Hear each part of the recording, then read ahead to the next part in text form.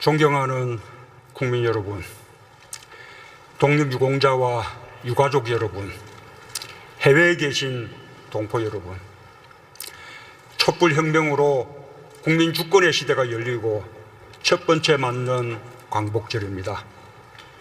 오늘 그 의미가 유달리 깊게 다가옵니다. 국민주권은 이 시대를 사는 우리가 처음 사용한 말이 아닙니다. 100년 전인 1917년 7월 독립운동가 14인이 상해에서 발표한 대동단결 선언은 국민주권을 독립운동의 이념으로 천명했습니다.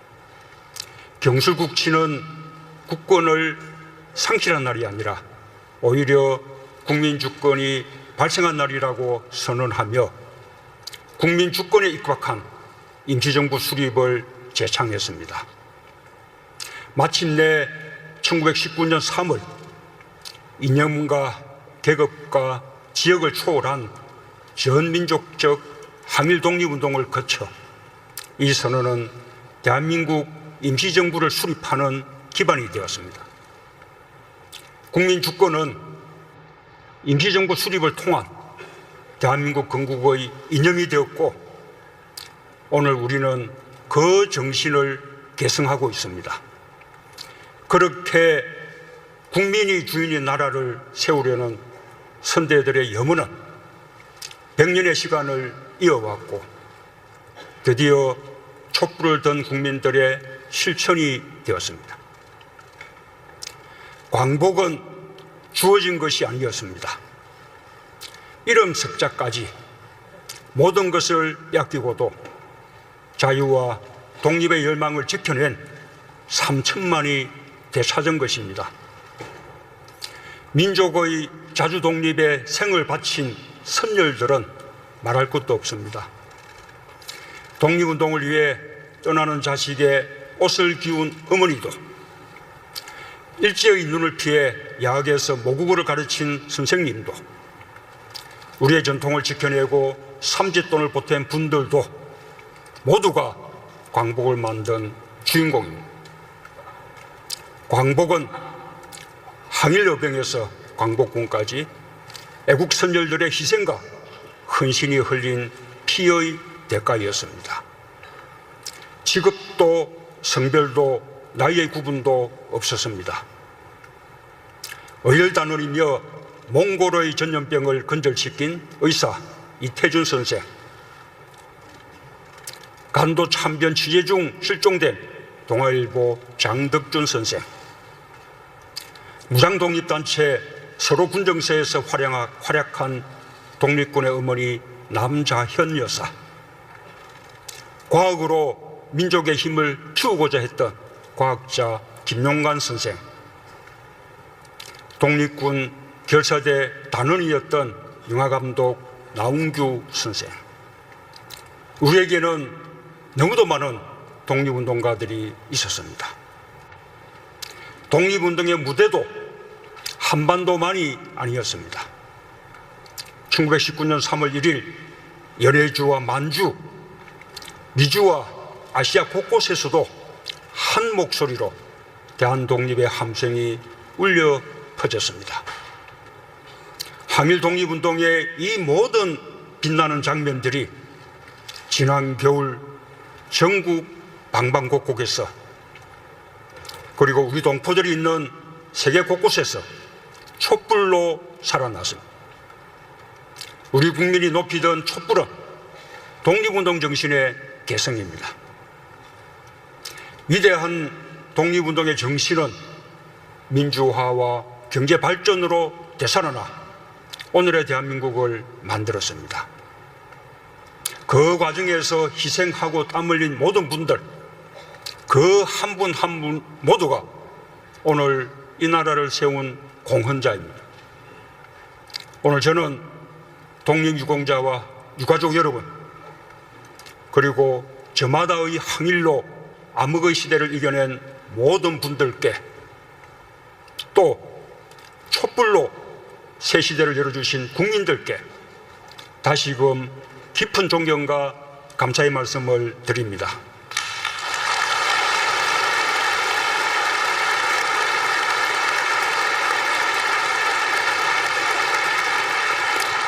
아울러 저는 오늘 우리가 기념하는 이날이 민족과 나라 앞에 닥친 어려움과 위기에 맞서는 용기와 지혜를 되새기는 날이 되기를 희망합니다.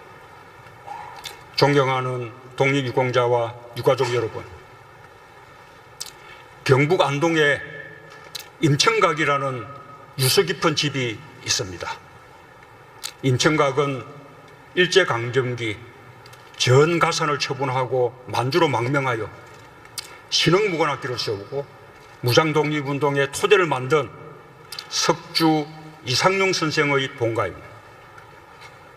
무려 9분의 독립투사를 배출한 독립운동의 산실이고 대한민국 노블리스 오블리제를 상징하는 공간입니다. 그에 대한 보복으로 일제는 그 집을 관통하도록 철도를 놓았습니다.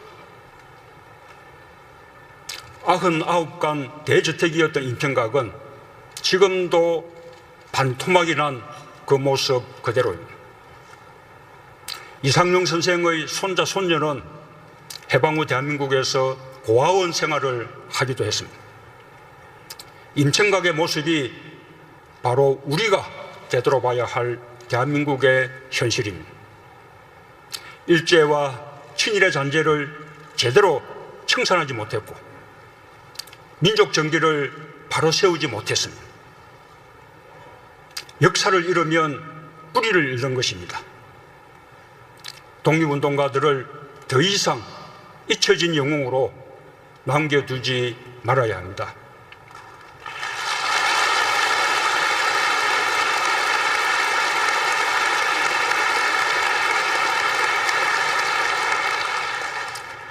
명예뿐인 보훈에 머물지도 말아야 합니다. 독립운동을 하면 3대가 망한다는 말이 사라져야 합니다. 친일 부역자와 독립운동가의 처지가 해방 후에도 달라지지 않더라는 경험이 불의와의 타협을 정당화하는 왜곡된 가치관을 만들었습니다. 독립운동가들을 모시는 국가의 자세를 완전히 새롭게 하겠습니다. 최고의 존경과 예의로 보답하겠습니다.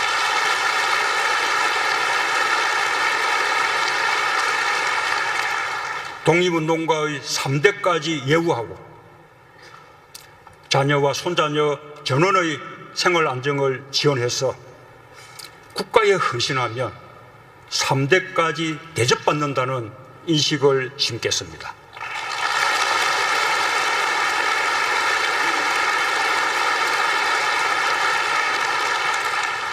독립운동의 공적을 후손들이 기억하기 위해 임시정부 기념관을 건립하겠습니다.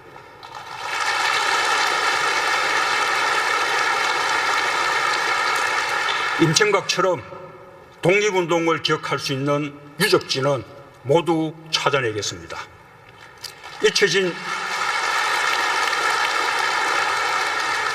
잊혀진 독립운동가를 끝까지 발굴하고 해외의 독립운동 유적지를 보존하겠습니다.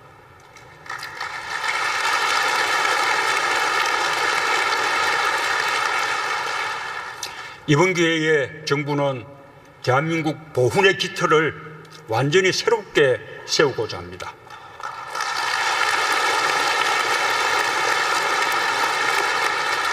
대한민국은 나라의 이름을 지키고 나라를 되찾고 나라의 부름에 기꺼이 응답한 분들의 희생과 헌신 위에 서 있습니다. 그 희생과 헌신에 제대로 보답하는 나라를 만들겠습니다.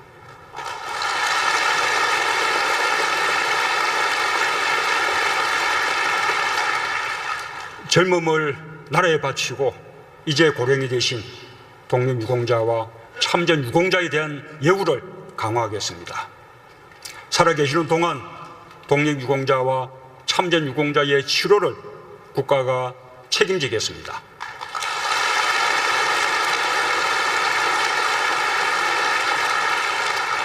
참전 명예수당도 인상하겠습니다.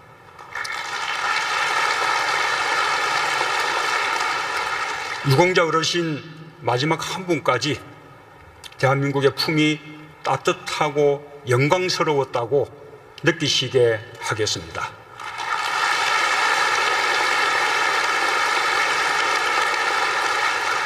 순직 군인과 경찰, 소방공무원, 유가족에 대한 지원도 확대할 것입니다.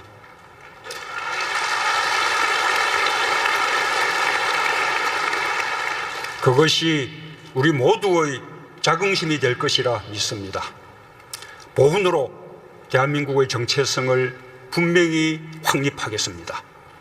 애국의 출발점이 보훈이 되도록 하겠습니다.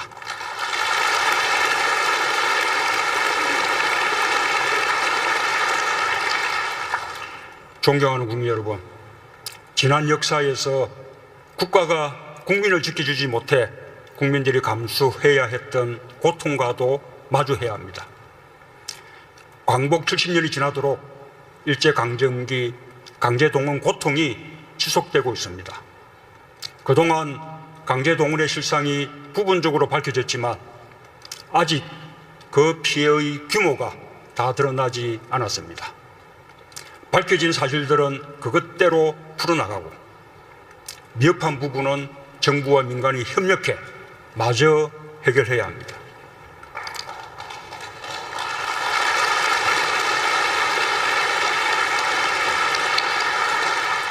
앞으로 남북 관계가 풀리면 남북이 공동으로 강제동원 피해 실태 조사를 하는 것도 검토할 것입니다. 해방 후에도 돌아오지 못한 동포들이 많습니다. 제1동포의 경우 국적을 불문하고 인도주의적 차원에서 고향 방문을 정상화할 것입니다.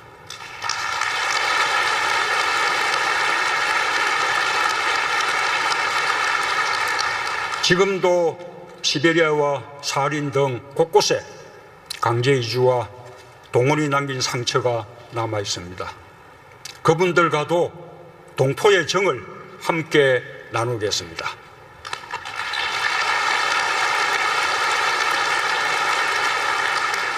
존경하는 국민 여러분, 독립유공자와 유가족 여러분, 해외 동포 여러분, 오늘 광복절을 맞아 한반도를 둘러싸고 계속되는 군사적 긴장의 고조가 우리의 마음을 무겁게 합니다. 분단은 냉전의 텀버가운 이 속에서 우리 힘으로 우리 운명을 결정할 수 없었던 식민지 시대가 남긴 불행한 유산입니다. 그러나 이제 우리는 스스로 우리 운명을 결정할 수 있을 만큼 국력이 커졌습니다. 한반도의 평화도 분단 극복도 우리가 우리 힘으로 만들어가야 합니다.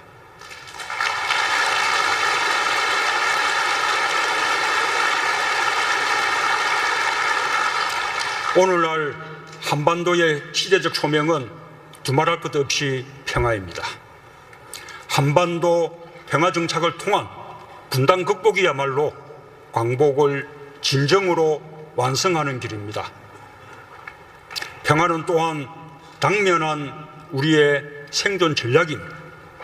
안보도 경제도 성장도 번영도 평화 없이는 미래를 담보하지 못합니다.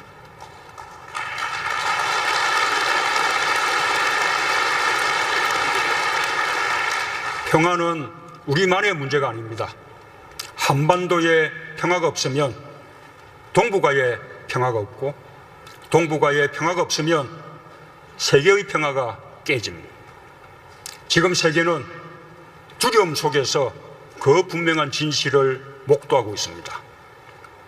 이제 우리가 가야 할 길은 명확합니다. 전 세계와 함께 한반도와 동북아의 항구적 평화체제 구축의 대장정을 시작하는 것입니다.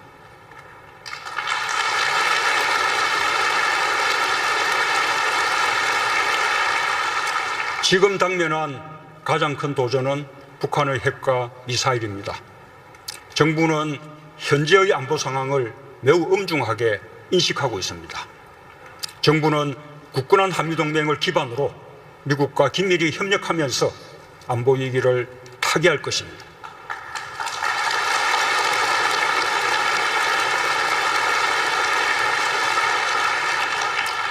그러나 우리 안보를 동맹국에게만 의존할 수는 없습니다. 한반도 문제는 우리가 주도적으로 해결해야 합니다. 정부의 원칙은 확고합니다.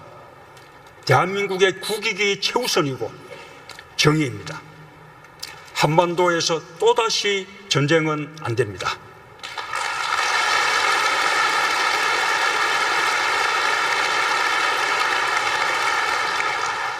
한반도에서의 군사 행동은 대한민국만이 결정할 수 있고 누구도 대한민국의 동의 없이 군사 행동을 결정할 수 없습니다.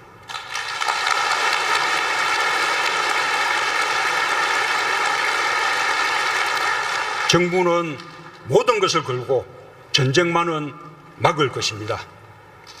어떤 우여곡절을 겪더라도 북핵 문제는 반드시 평화적으로 해결해야 합니다. 이 점에서 우리와 미국 정부의 입장이 다르지 않습니다.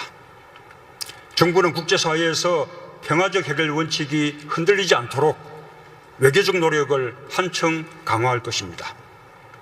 국방력이 뒷받침되는 굳건한 평화를 위해 우리 군을 더 강하게, 더 믿음직스럽게 혁신하여 강한 방위력을 구축할 것입니다.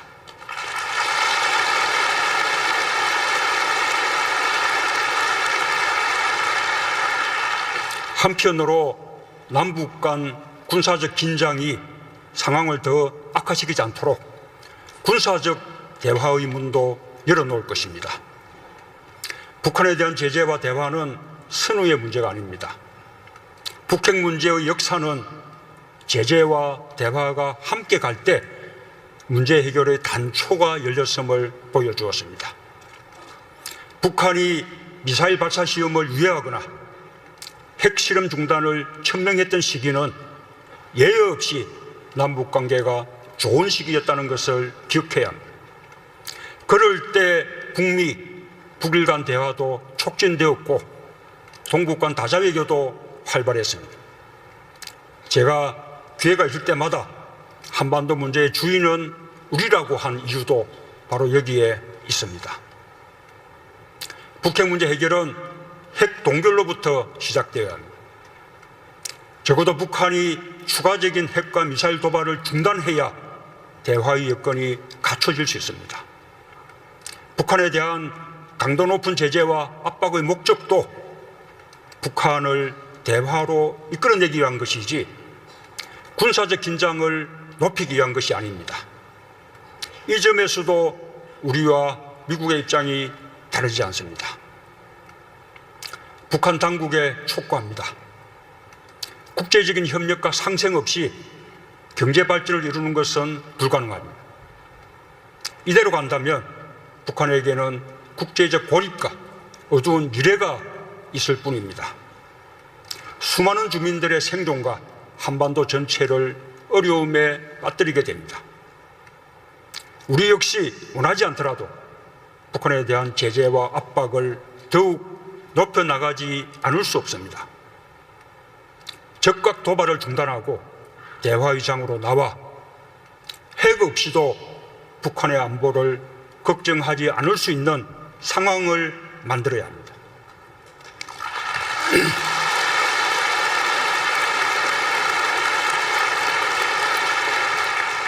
우리가 돕고 만들어 가겠습니다. 미국과 주변 국가들도 도울 것입니다. 다시 한번 천명합니다. 우리는 북한의 붕괴를 원하지 않습니다.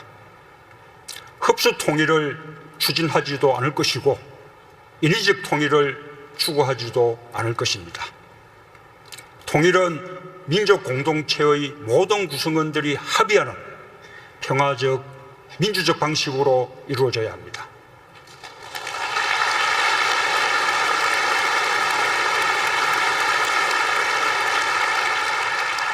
북한이 기존의 남북 합의의 상호 이행을 약속한다면 우리는 정부가 바뀌어도 대북 정책이 달라지지 않도록 국회의 의결을 거쳐 그 합의를 제도화할 것입니다. 저는 오래전부터 한반도 신경제지도 구상을 밝힌 바 있습니다. 남북 간의 경제협력과 동북아 경제협력은 남북 공동의 번영을 가져오고 군사적 대립을 완화시킬 것입니다. 경제협력의 과정에서 북한은 핵무기를 갖지 않아도 자신들의 안보가 보장된다는 사실을 자연스럽게 깨닫게 될 것입니다.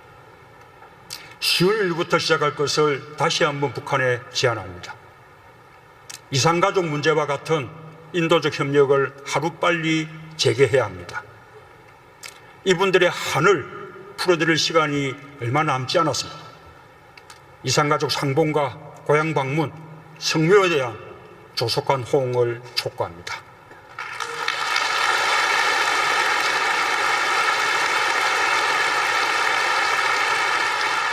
다가오는 평창 동계올림픽도 남북이 평화의 길로 한 걸음 나아갈 수 있는 좋은 기회입니다.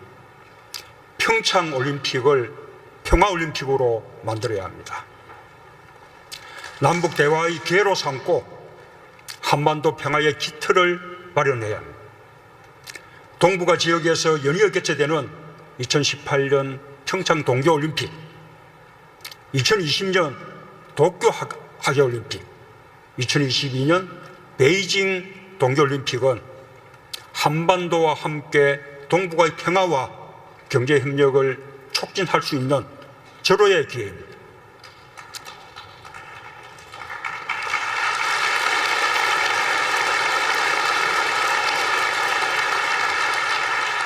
저는 동북아의 모든 지도자들에게 이 기회를 살려나가기 위해 머리를 맞댈 것을 제안합니다.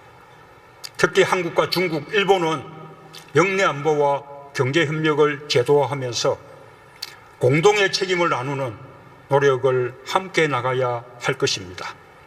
국민 여러분께서도 뜻을 모아주실 것을 부탁드립니다.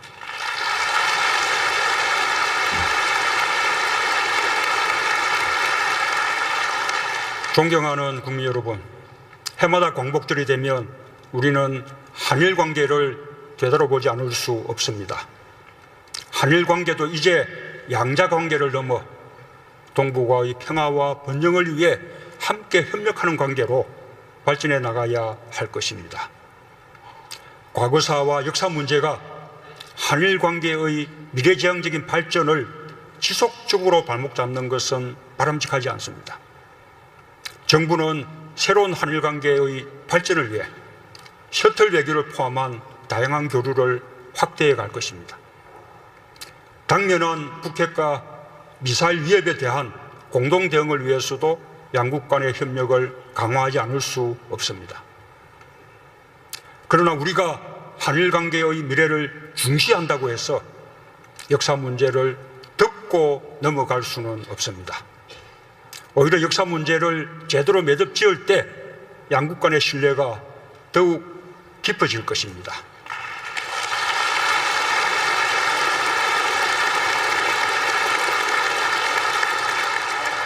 그동안 일본의 많은 정치인과 지식인들이 양국 간의 과거와 일본의 책임을 직시하려는 노력을 해왔습니다. 그 노력들이 한일 관계의 미래지향적 발전에 기여해 왔습니다. 이러한 역사인식이 일본의 국내 정치 상황에 따라 바뀌지 않도록 해야 합니다. 한일 관계의 걸림돌은 과거사 그 자체가 아니라 역사 문제를 대하는 일본 정부의 인식의 부침에 있기 때문입니다. 일본군 위안부와 강제징용 등 한일 간의 역사 문제 해결에는 인류의 보편적 가치와 국민적 합의에 의한 피해자의 명예회복과 보상, 진실규명과 재발방지 약속이라는 국제사회의 원칙이 있습니다. 우리 정부는 이 원칙을 반드시 지킬 것입니다.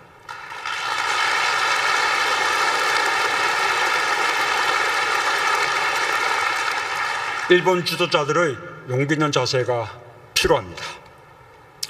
존경하는 국민 여러분, 독립유공자와 유가족 여러분, 해외 동포 여러분, 2년 후 2019년은 대한민국 건국과 임시정부 수립 100주년을 맞는 해입니다.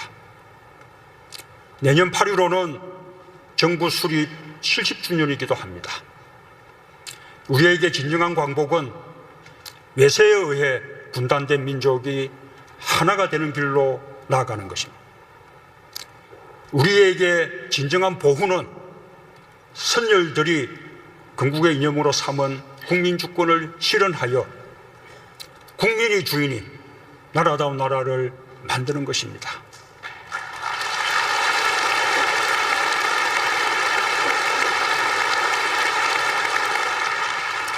지금부터 준비합시다.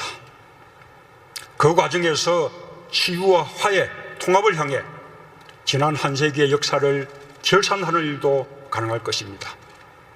국민주권의 거대한 흐름 앞에서 보수 진보의 구분이 무의미했듯이 우리 근현대사에서 산업화와 민주화를 세력으로 나누는 것도 이제 뛰어넘어야 합니다.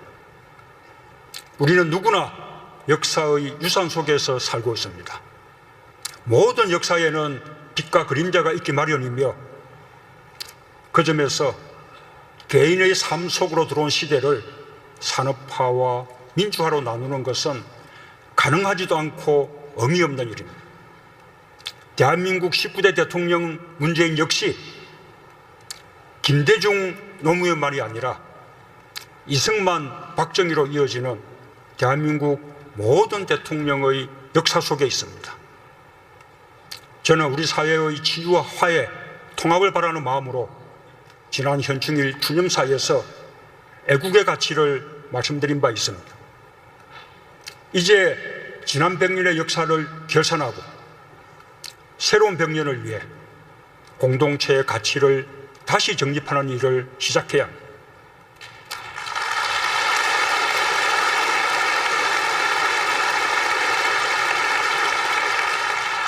정부의 새로운 정책 기조도 여기에 맞춰져 있습니다.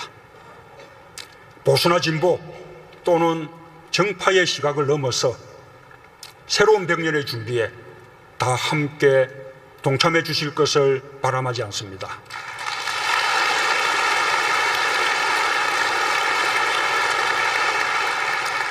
존경하는 국민 여러분, 오늘 우리 다 함께 선언합시다.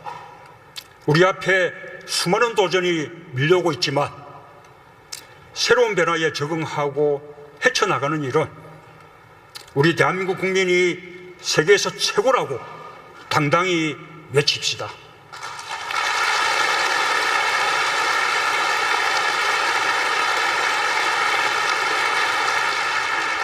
담대하게 자신 있게 새로운 도전을 맞이합시다.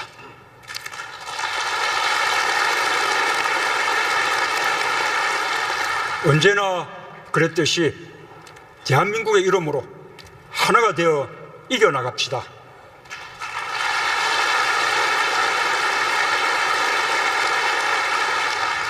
국민의 나라, 정의로운 대한민국을 완성합시다.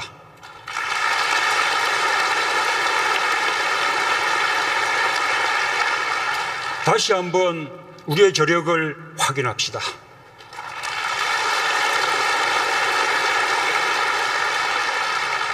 나라를 위해 자신의 모든 것을 바친 애국선열과 독립유공자들께 깊은 존경의 마음을 드립니다. 오래오래 건강하시길 바랍니다. 감사합니다.